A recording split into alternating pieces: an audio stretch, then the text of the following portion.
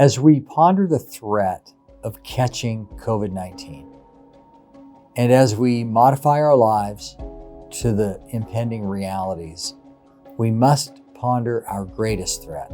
In the Bible, plagues are real and they kill lots of people.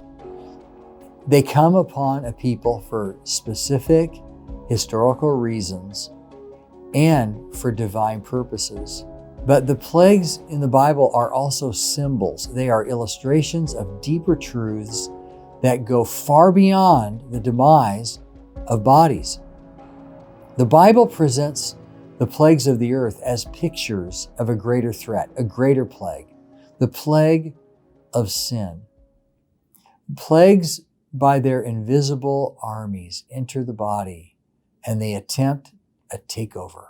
And they are illustrations of sins of the heart and of the body.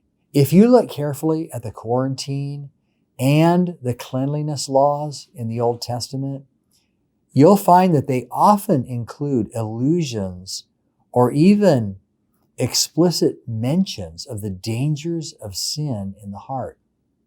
In the Old Testament, where the illustrations or types or pictures are, the outward cleansing is conducted in the context of temple worship.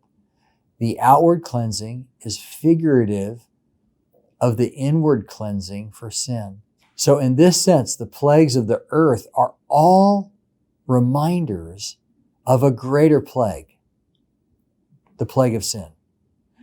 Now, Solomon, in his prayer for the dedication of the temple, makes it plain that in the world we will have tribulation, but our occupation in these times is best directed to examining the sin of our own hearts and repenting. In time of plague, we must remind ourselves that God is trying to get our attention to the fact that the plague of our own hearts is the most serious plague. So an example of this appears in 1 Kings chapter 8, verses 37 through 39. So as we practice better hygiene and biblically ordered quarantine, we must also take these as direct messages from God in the form of illustrations to our souls to examine ourselves as we do in the Lord's Supper.